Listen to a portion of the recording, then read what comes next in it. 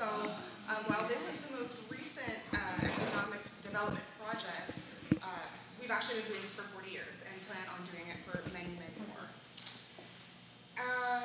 Some thank yous on behalf of the board and SEED.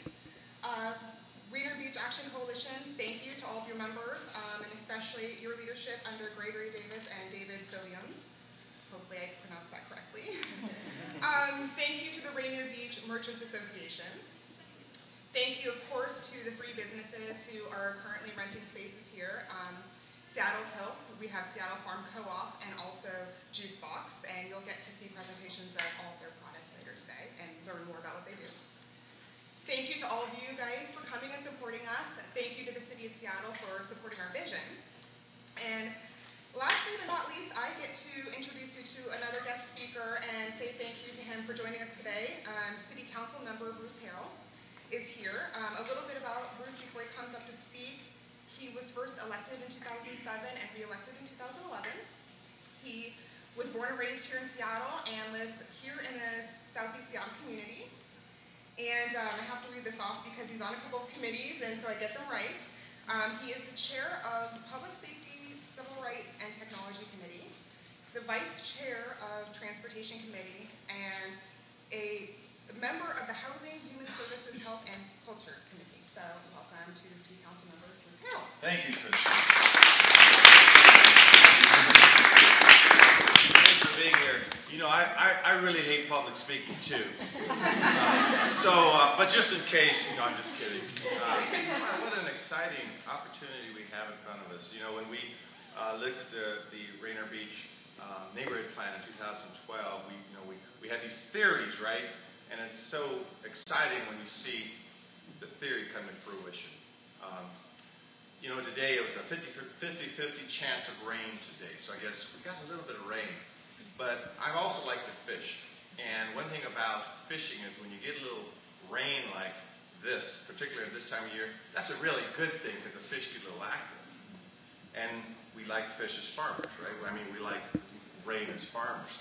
When you get a little cloud cover, you know, and it's not too cold, your crops aren't getting too frozen, we like a little cloud cover when it's a little warm. Fish love that because now they're less spooky. So right now we should either be farming or fishing, or celebrating a community gem as we are. And I was told a story that I thought was sort of funny that there was a farmer that had 2 kids in school, and so one was in 6th grade and one was 4th grade, and not as the age of your child. And the farmer went into the 6th grade and was going to explain what he did for career day. And the farmer said, you know, I work some long hours. I wake up very, very early. I don't make a lot of money. Sometimes I got to work in this hot sun, sometimes I got to work in this rain, and I get dirty a lot. But that's what I do for career day. Are any of you interested in that? And his son was in 6th grade, looked, his hoping some hands went up, and not one hand went up. So he went to his daughter's class in 4th grade and said he had to rethink his strategy a little bit. And he says, you know, I wake up at a very special part of the day where the sun is just coming off of the earth, and you should see what I see. Then he took out a little seed and took a little apple, and he says, and I get to turn this little seed into this by nurturing these trees. And I got to tell you, sometimes I'm lucky and I get a little rain, and it's almost like these plants and these fruit, they sort of dance in the rain with this moisture. And then after I finish, I get to take this beautiful fruit, and we can make apple pie with it, we can bake it, we can make apple juice. And he says, and I says, all the money in the world couldn't pay me for what I get to do. How many of you like to do that? And every hand went up. Building this community through this co-op arrangement, through Seattle Tilt's involvement, through SEED's outstanding leadership, this farm co-op, the juice box involvement. I got to tell you, what I think about most is yesterday for my committee we passed a controversial resolution that had to do with zero use of detention for youth. And someone said, well, what about if a youth does something heinous? And I said, you know, it's not natural for a young man or young woman to commit violence when they're 9, 10, or 11. They don't come out thinking about violent thoughts. But somewhere along our system, it's broken. They're broken, and many times they're victims themselves. This work you're doing with coordinating the growth of food into local businesses, into community volunteers like yourself, pulling out the best in each other, the best in our community. This extends what we're trying to do with our youth. And I know all of you care about the youth as much as you care about these beautiful vegetables. So I'll close by saying two things. Thank you from the bottom of my heart, as a person that lived in this area for 50 years. Thank you. You're building community. You're building the best in our community. And number two, I got to know how I can help you, because I expect you to knock on the door, to ask for resources, because we have to continue investing in you. And we probably make $20 every $1 we invest in you. That's a heck of a rate of return on what we're doing. So thank you very much for what you're doing. You're the best in Seattle. And I spent it. This morning I was out at Roosevelt, his first day of school, and I was out at Holler Lake yesterday. And I got to tell you, this is the biggest and best secret in town of what we're doing out here in Rainier Beach. Thank you very much.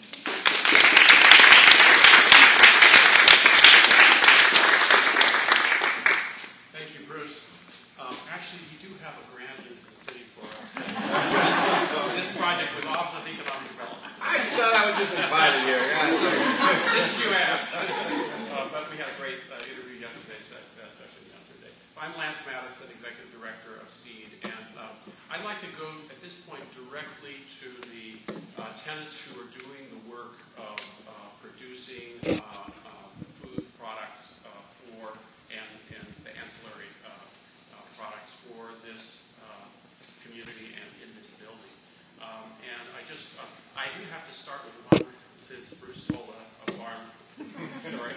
I have to tell you a real farm story. When I was a kid in the 50s, my grandfather had a ranch farm in Colorado, and we used to visit pretty regularly, and it was like a really cool thing for me as a kid. But one thing I remember is the Latino farm workers, even that long ago, he held up to us kids as role models for hard-working, work ethic, skill, irrigation. I learned how to do the old monkey pipes, irrigation from them. But here's how I learned not to be gullible. My grandfather told me and my sister and brother, I want you to go out to the corral and count the sheep. There were like hundreds of sheep in this corral. And he said, now here's how you count sheep. First you count the legs, and then you divide by 4. But anyway, there are all these sheep legs. We, of course, were pretty gullible as kids. We learned quickly. So anyway, I think there's a lot to be learned from the farming culture. Let me, without further ado, introduce Andrew Dwyer and Chris Lively to say a few words on behalf of Seattle Till, without whom this would not have happened. So we're really, really grateful to their leadership and their central role as an anchor tenant in this building. So let's let them speak for themselves about the great work they're doing here and generally. So, Andrew, thank you.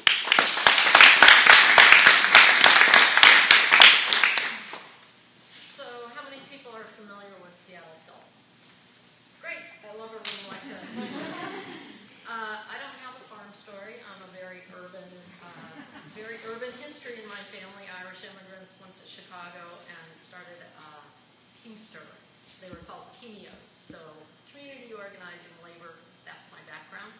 But I'm very privileged to work in an organization like Seattle Till. We've been around for about 40 years now. We were founded in '78. Our focus for many years was urban agriculture and environmental stewardship in the city.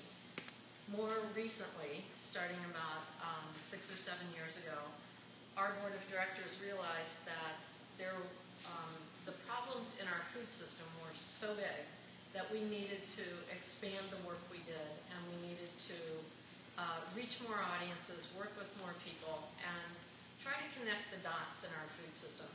Bruce mentioned a broken youth development system, or that youth who aren't born with a tendency to violence. Absolutely true. And a broken system produces kids, or creates situations where kids behave in ways that they're not naturally inclined to behave. Our focus is on a broken food system. For many, many years, we've sort of shifted the emphasis to creating foods that are cheap and plentiful, but nutrient deficient. And our focus is on trying to bring nutrient-dense foods back to communities and make them accessible and available and affordable for all people. In order to do that, we believe everything starts with stewardship of the earth and including healthy soil and clean and abundant water. So we have a lot of classes that focus on that. But not everybody wants to learn how to make compost. So we also teach people how to garden. And we have lots and lots of classes for both adults and families and kids to learn how to grow food in their backyards, on their balconies, in their community gardens, and reconnect them with the earth and the food system in that way. More recently, we've started programs that serve farmers. We have a farm incubator about 30 miles south of here, outside of Auburn. It's on land that is currently owned by the city of Seattle. And we have about 20 immigrant, refugee, and low-income farmers working on that parcel of land, learning how to start and maintain small farming businesses. One of the biggest hurdles those farmers face is getting food to market. So in response to that, we started a food distribution hub, and I will let Chris tell you lots more about that and how that works. The final piece that I wanted to mention is cooking and nutrition. Not everybody wants to learn to compost, not everybody wants to learn how to grow food, but we all eat. So we want to make sure that people know once they have this healthy and nutritious food in their kitchens that they know what to do with it.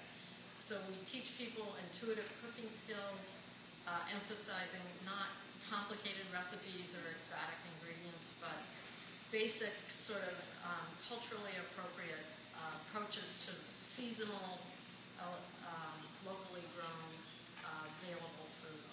And that whole continuum is, we work across that whole continuum with the intention of building a local food system that is equitable and sustainable for all people. So I'll let Chris now talk a little bit specifically about this space. But before I do that, two things. I want to thank Seed for making this possible. We looked for many, many, many months, Chris personally, trying to find a place to move the food hub because we had been packing food either at the farm in Auburn or at the Rainier Beach urban farm, which is just a couple blocks that way. That was sort of the centerpiece of food production in an urban environment for us. We're on the threshold of finishing our construction project, or threshold of getting started with our construction project over there. And once that's done, the synergy between that site and this site, I think, has tremendous potential to make this neighborhood, to sort of realize the promises that were laid out in that neighborhood plan that Bruce referenced. And before I sit down, I just want to acknowledge Elaine Chang, who is a recent board member on Seattle Taste Board.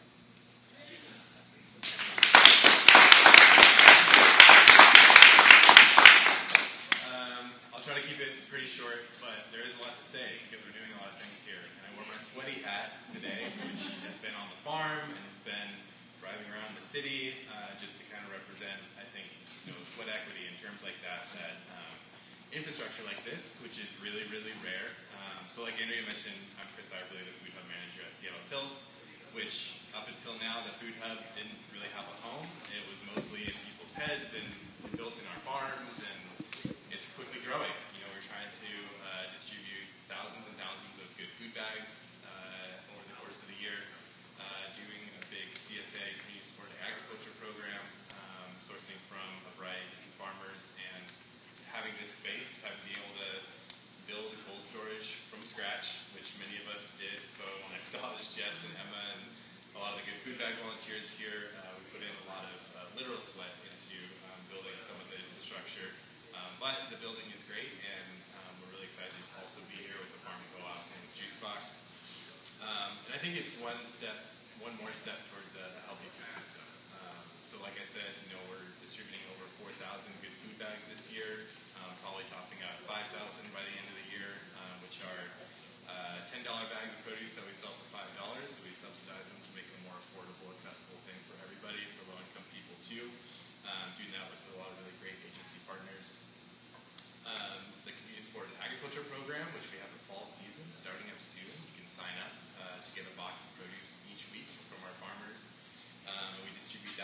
here out into the city of Seattle mostly, also down to Tukwila and to Auburn. And most of that produce, farmers are dropping off here today and tomorrow and yesterday and Tuesday. So over 30 farmers, including a lot of the ones from Seattle Tills Farm Works in Auburn, a lot of recent immigrant and refugee folks, and just new folks trying to start their farms that we work with.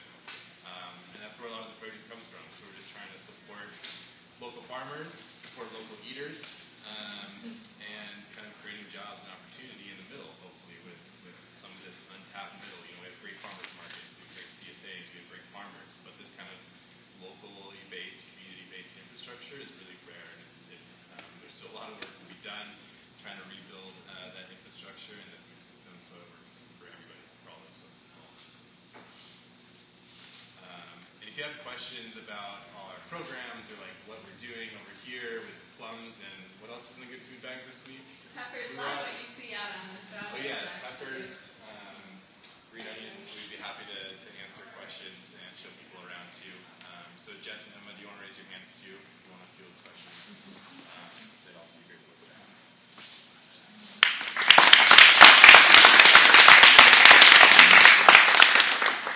Thank you, Andrea and Chris. Next I'd like to, let's see, is Ray? We're going to send up Caitlin Moore. Caitlin, okay. Come on up and tell us about what the Seattle Farm Co-op is doing here, which is also great stuff. So please, plunge in. My name is Caitlin Moore, and I am one of the warehouse managers of the Seattle Farm Co-op, along with Christy, who's wearing a bright yellow Seattle Farm Co-op t-shirt, representing today. So we are a member-owned, not-for-profit organization, and what we do is we provide products for people who are interested in urban farming. So that means that we have everything from chicken food and grubs, which everybody's chickens love, to goat food, rabbit food, mulches. We have straw. We sell a lot of different products also just for gardeners, like fertilizers, compost, seeds, you name it. We pretty much have it. If you want to grow food in your backyard in the city, we supply that to people. And one of the great things about the products that we do supply is that they're organic. Most of them are local, so we really try to source our chicken feeds, all of these things from local producers like Conway Feed up in Conway, Washington, Scratch and Pack from Bellingham, and many other smaller companies. We try to source products from them so that we can support the local organic non-GMO movement in this region.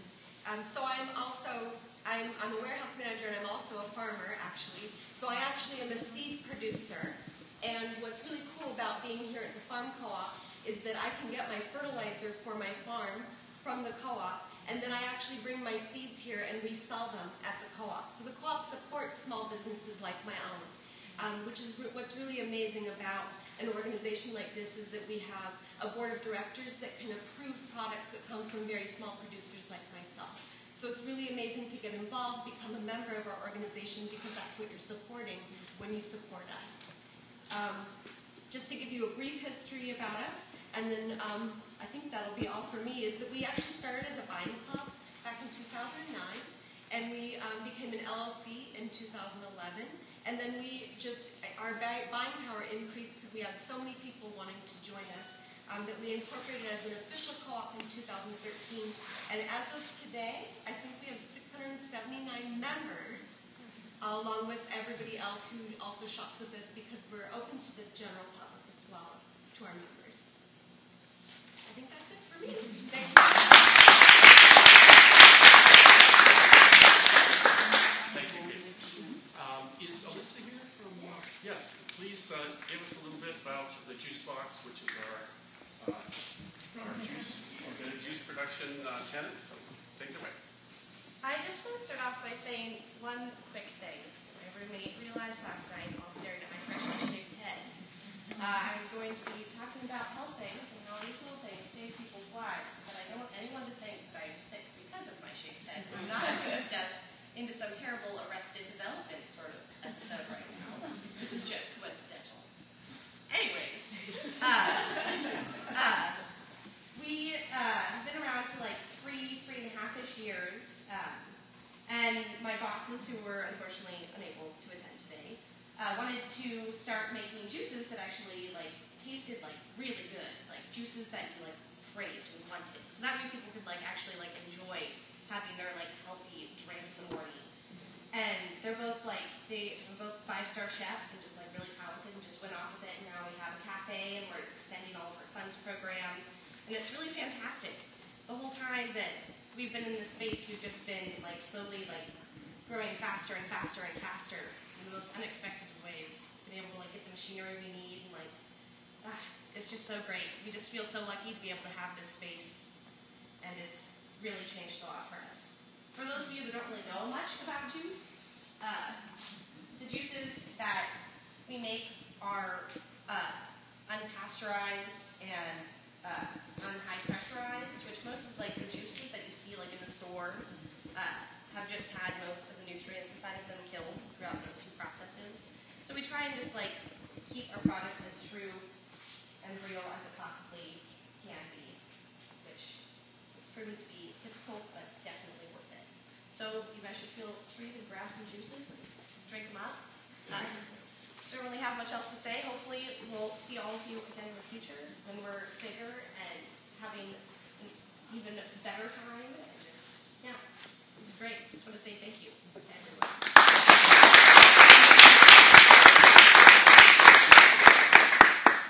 Thank you, Alyssa. And I just, by way of footnote, point out that what the juice box is doing in this space is true manufacturing, food manufacturing. They're doing the pressing and bottling right here. So that's important as we think about, going down the chain of integration in the food industry. There's the production of the food itself, the produce, and then there are the different stages before it gets to our mouth, sometimes more directly than others. But so we have lots of plans in that direction as well. We're really glad that the juice box is helping us kind of kick that off. Next, we'd like to point out that the Rainier Beach Action Coalition, which was referred to earlier by Krista, and has a desk here as a tenant, it sort of represents the community stake in this project. This is a community-generated project, and we're really glad that they are here in the building. And I just want to ask Rebecca Saldana of SAGE to say a few words. SAGE has been indefatigable in supporting not only RBAC and other community groups like that, but in really supporting and advocating for equity and social justice in community and economic development in general, and also the whole array of housing and other development projects. So, Rebecca, please say a word or two about what SAGE does and RBAC. Thank you very much. And I want to thank Councilmember Harrell for coming down to our neighborhood today.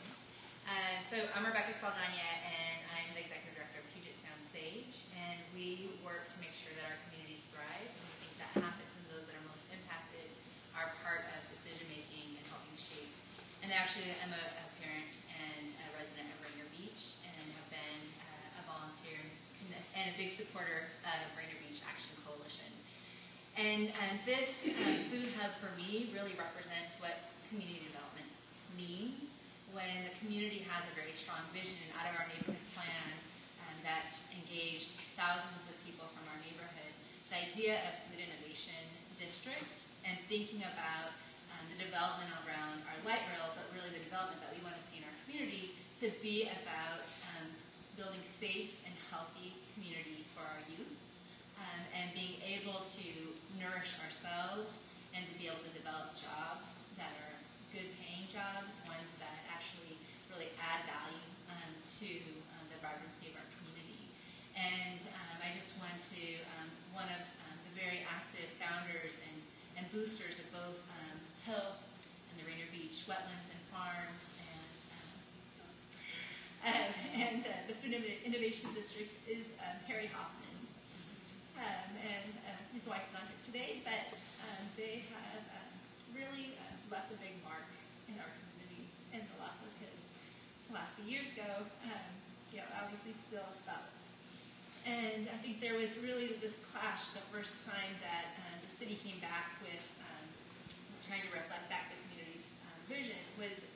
this rendering at the light rail station of big buildings and skyscrapers, but not necessarily showing the vibrancy and the diversity of our community.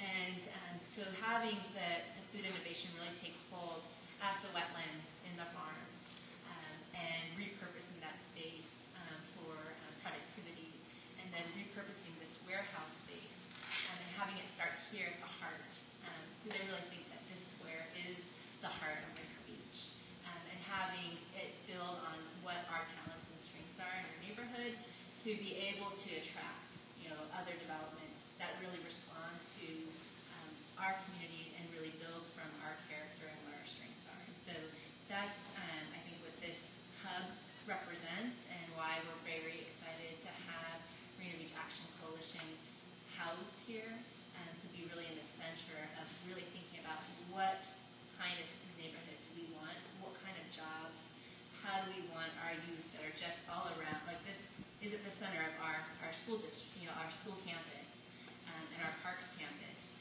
to see themselves and to see innovation happening and have them be really integrated and part of that is an important piece. And SAGE is there to make sure that our communities are equipped to understand land use, development, policy, and be able to make sure that our cities are reflective and responsive to what our communities most need. So thank you so much for all the work that you guys are doing to help make this vision happen, and very happy and honored to be here today.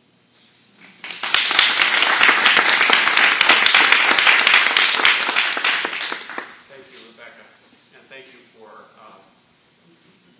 reminding us of late Harry Hoffman's vital role in not only this community's development, but also this particular vision. I think having gone around with him to various real estate potential sites that didn't work out, I'd like to think that Harry would be delighted at this hub in this location and the launch that we're seeing now. Is Natalie Lamberjack here? I didn't see her. So Natalie is the proprietor of a startup called Sunrise Tacos. And I mentioned that because while she has not signed a lease with us, and I normally don't make this kind of statement publicly before we have a signed lease, but we're very excited about a very serious conversation about her business possibly leasing the space we're sitting in for use as a commercial kitchen. She would be the primary tenant here, but it would be also available for other businesses that need access to a commercial kitchen, which is not available in this part of Seattle or Southeast Seattle. That's been a part of this kind of food innovation zone vision all along, and we're very excited about the possibility of getting that funded and up and running. And so stay tuned on that, but if she were here, she would tell you all about the vegan tacos and vegetarian tacos, and she got the inspiration for this in Austin, Texas, and it's a big deal down there. And so she got this would be cool in Seattle, and she's off and running, and already her business is growing. If you'll allow me just a few minutes to speak, make a few comments on the context of this project and a few other thank yous that I really need to add. I do want to say that, emphasize the point that's been made by others already, and that is that this is a community-generated, community-supported project. And I really couldn't be prouder of Rainier Beach and the Rainier Beach community for sticking with this idea and seeing it come to fruition. And we have a lot of partners besides the specific partners and tenants that you've heard from and about.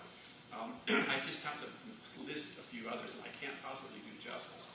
But Mike Bonney, the owner of this building, is part of this community, and he stepped up and said, "Okay, we'll take a chance. We'll lease this, see the master lease to this building and renewable, and we'll take the plunge." Mike himself ran a fish canning originally, and then salmon smoking, different salmon in this very part of the building, and unfortunately couldn't get enough supply in recent times and had to close that down.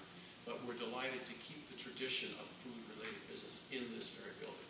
So I do have to thank Mike. Of course, course, you've heard about RBAC and RBMA, the Rainier Beach Merchants Association, SAGE, the Communities of Opportunity, South Core, the Food Innovation Network, which covers the larger region, sort of centered in Tukwila, and also the cultural centers like the Ethiopian Community Center and the Somali Community Center have been an important part of this dialogue, and they also know a lot about food. The Vietnamese Friendship Association has also been extremely supportive. And I want to mention also the Washington Latino Farmers Network, which we're currently in dialogue with. Of course, the thrust of this project is buy local, buy organic, but we also have lots of demand that we can't yet meet locally, and we have other partners around the region and state who can help us meet that demand if they have the right distribution channel. So we're in discussions about that. And this, by the way, this particular network is exciting because they're based in Yakima currently, and the idea is for Latino farmers who, for a very long time, have been often working for other people to own their own farms. And so that's the beginning of this particular network. We're happy to be in serious discussions with them. Besides being proud of this community, I'm also proud, honestly, of SEED. The SEED board backed this project. And there's always risk when you take on a project like this. Let's be honest. This is not always a slam dunk from a fiduciary, responsibility point of view. So you have to be willing to accept a little bit of risk. And we were able to launch this, go for it, without any grants initially. So again, with our partners, we took the plunge, and I'm really grateful and proud that our board saw that vision and was willing to back it. Also, our staff, again, I just want to, we have a bunch of, the SEED staff still around. I think they had most of them, there's some here, okay. Some of them had to go back to work.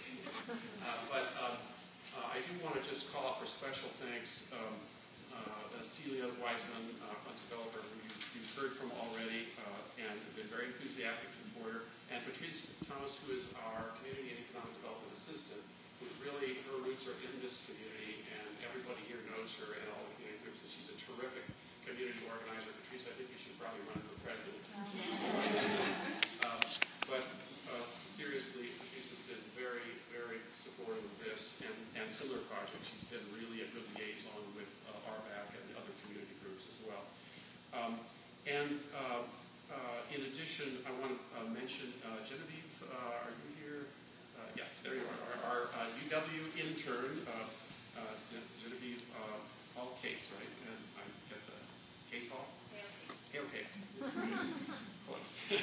But Genevieve has been really, really helpful in getting this event kind of marketed and launched and organized. And as you know, that kind of support is indispensable. And she really gets the vision and has been a substantive contributor as well. So thank you, Genevieve. Now, besides the existing tenants, we also want to, I think we have, I just want to say a little bit about the context of this project, the larger context. We're very happy about what's going on here now and the potential for developing this immediate facility. But I want to emphasize that this is a start only. This is just the first step. The importance of doing economic development in this community, specifically in Rainier Beach, in a way that is serious and at scale, that has impact, that creates, in my opinion, hundreds of good-paying jobs, cannot be overstated. In 2009, the state of Washington Department of Commerce had statistics, and it had sort of bands for unemployment, official unemployment. And would anybody care to guess, if you don't know, which band Rainier Beach was in terms of official unemployment? This is 2009, so we're talking recession. It's probably gone down a few points. I'm afraid not too many. But it was 16 to 20%. 16 to 20% unemployment. This was published in the Seattle Times last year sometime as a part of a map that showed sort of areas. So while Seattle boasts one of the lowest unemployment rates overall and one of the fastest job creation growth rates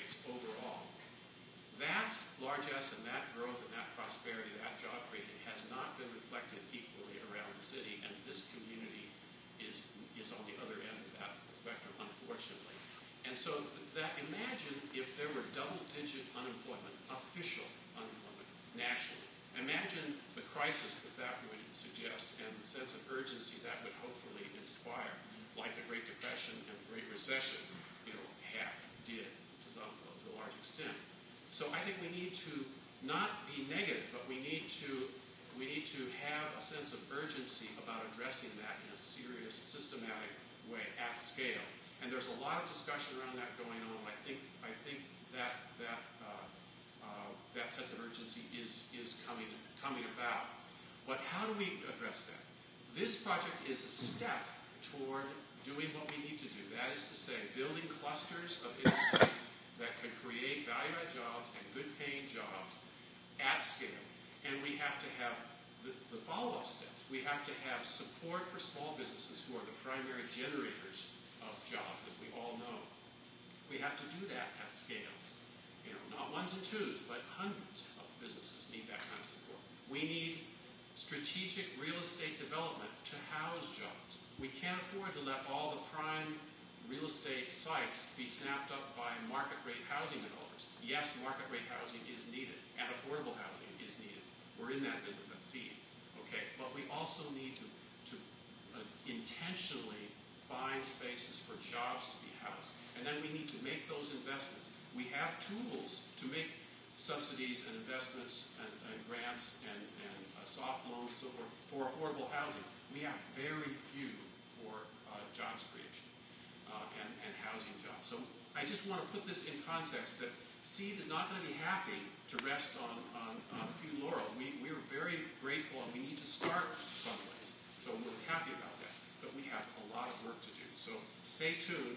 We're going to be engaging. And everywhere I go, in Rainier Beach, in Southeast Seattle, I'm hearing the same thing from every ethnic and immigrant group, from every part of the community.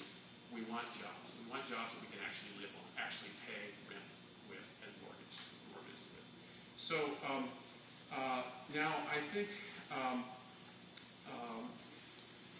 we can wind up and thank everybody for their participation. I do want to point out that there are some demonstrations that, if you haven't seen outside, mostly thanks to the Seattle Farm Co-op, there's a cider press, there's a seed saving demo, I especially like that one, and there's a freezer jam demo also, I believe. So, Patrice? If I may, I don't know where he has snuck off to, but Clarence Nelson, our asset manager, was also very integral in the hub and the launch. Thank you, Patrice. He was actually on my list to thank, and I just, for some reason, skipped over. Yeah, let me thank you. Clarence is the asset manager at Seed, and he has been absolutely indispensable for this project to happen. He's the guy who sort of, everything from the sort of feasibility and financial and lease negotiations to the nuts and bolts of utilities and Wi-Fi and has been just absolutely essential. We could not have done this project without Clarence's good work. And he's, if you don't know Clarence, get to know him. He's a very wise and experienced asset manager and a community developer, and he's a very hands-on guy. He's not afraid to pick up a hand. So thank you, Patrice, for catching that omission. Anything else before we wind up? Thank you all so much for coming out and not being deterred by the sprinkles here and there.